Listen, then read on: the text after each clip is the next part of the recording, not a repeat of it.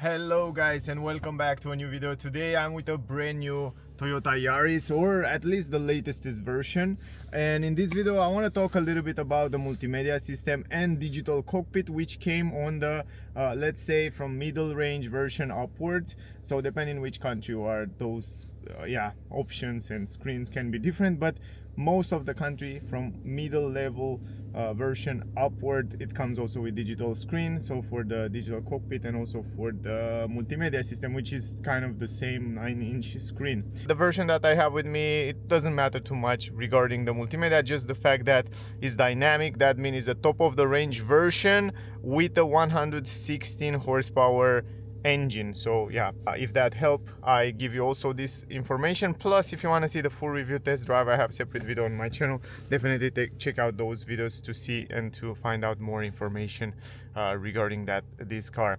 Now, first of all, what is very important is the visibility from the driver point of view. And from my point of view, it's really good. Why it's good? Because the shape of the steering wheel, it's round, it's nice, so you have a pretty good view through the steering wheel on the digital cockpit. No matter how you adjust it, you can see from every single angle you have a good visibility. And also this 9-inch screen, it's positioned a little bit higher, so it's perfectly on your peripheral view, so you don't take your eyes too much off the road in order to see different information right here. So it's pretty easy and good position, because you can also reach it very easy from the driver point of view. The only thing that I wish is that to be a little bit tilted to the driver, otherwise it's quite fine. Now we will start with this digital screen from the front. Here you have physical button here on the left side, from where you can set and adjust and change some settings on the screen there. You have also some physical button here, but they are for cruise control and the tracks for the music. Anyway, going in the front on the left side, you can see right here, we see the temperature of the engine, and here on the right side we see how much gas we have. We can see the time, we can see also the temperature outside, how many kilometers have the car, how many kilometers you can still drive, and here in the middle you can see also plenty of information. Don't worry about this sign, because I already feel the car 2 times. Like, I think I feel it 2 times, but it needs a little bit of time. I need to drive in order to reset or something like that, because I have I think around 9 liters in the car right now. Anyway, going forward, here on the left side from those buttons, you can basically go up and down. So up and down, you can see the consumption here. If you go right, you can see the eco scoring, a nice information where it shows you how economical did you drive on the last trip. I will show you in a test drive video. Check out that video to see more information. Here you can see how many percentage, how much time from the last trip, last driving session, did you drive in electric mode, so 50%.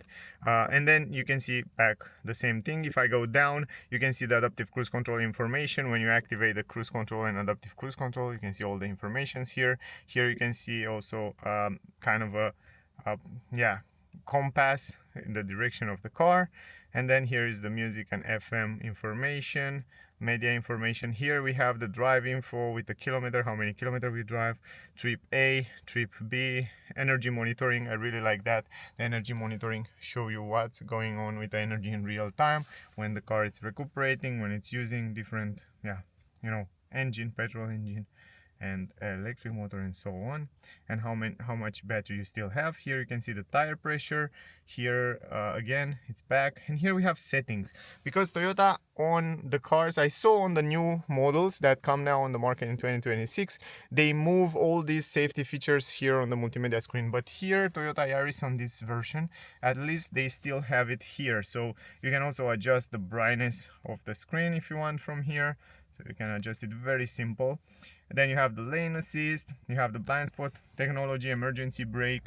You have also here the parking sensors, if I'm not wrong. You have also the reverse emergency brake or warning. And this is the warning, and this is the emergency brake. This is the safety exit. When you open the door, it will warn you, reading the traffic speed limit sign. Here you have vehicle settings, where you have some extra settings for driver brake suggestion. When you're tired, the car will tell you to take a break. And then you have also oil maintenance and some information about the oil and when you have to change it, and you can also reset it. And then the last one, the meter settings, it's focusing more on language, units, which you can see here in the front, meter style, dial type, so you can choose from here the dial type, hybrid system, tachometer, depend how you like it. So you have two different views here. I like it this one more, it's more to the electric side. And then you have the EV on, then you have also some pop-up screen and some settings around here. If you go back, the last one is with warning. It says low fuel, even though I have a lot of fuel. I think you need a little bit of time to reset. When you put not enough fuel, then the sensor didn't read that well. So anyway, I feel it last night. Good. Let's go here in the middle to the screen. So you can see 9-inch screen. I think the size is perfect. The good part is that it has Android Auto, Apple CarPlay wireless. You can connect it. I will have a separate video. If you want to see that video, definitely check it out because it will be really interesting. Here you have some physical button, home button. Right here you have volume, and then you have this one which get you directly to the connectivity of the phone. On the lower end you have the media, and also you can change the tracks. Up here you can go directly to the settings just by pressing this button, and then here you have all the connectivity that the car had before. Here you have the volume and all the settings from the sound system, and you can choose rock, pop, voice, classic, or you can customize however you want, or you can choose default. You can go to system. On the system you have language, you have time, and you can change the time, display, so you have some settings, and brightness here, for example, in the day, in the night you can make it a little bit brighter. You can make the theme darker, or you can make the theme brighter, or you can leave it on auto so the car will choose automatically. Other than that, you have also security, Wi-Fi. What else? We have the vehicle here, and also information about the doors. So you have some settings, climatic, and you have the light settings here, so you can choose how sensitive to be, and then the radio settings. Pretty simple, basic. Good. Then if you go to media, it's clear. You go to media, you can choose to listen music from USB, Bluetooth, or phone projection, which is great. You have also the Android Auto, Apple CarPlay, telephone connectivity. You can connect your phone from here, or you can see the latest phone which were connected. And here on the vehicle we have all the vehicle information, and for example, on the fuel consumption you can see the last session consumption numbers, which is super cool because it shows you the last trip that you did, how much did you consume, what was the average and stuff like that, and what was the best consumption. And you can see those are my numbers in the cold weather traffic, and this was the best when I drive in the nighttime, wasn't so much traffic. I get 3.8. the car is super efficient. Then you have the driving info for the last trip. You have the tire pressure here, and you have also the energy flow that shows you what happened with energy in real time when you're driving. So this is really interesting because it shows you like when the car is running the engine and it's sending the energy to the electric motor, then it goes to the battery and so on. So it's very smart stuff. Anyway, look, for example, now the petrol engine is running, and then it's going to the electric motor, and then it's recharging somehow the battery, which is super smart. Cool stuff.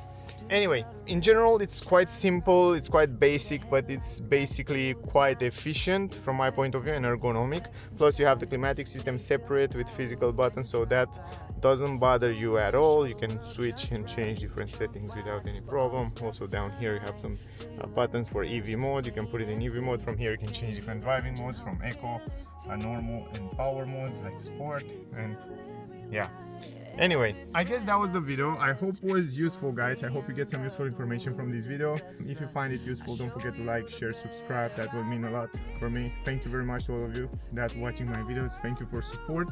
Stay safe and don't miss out the other videos with the same car will be on the channel. So yeah, I guess we see you soon in the next one. Bye, guys.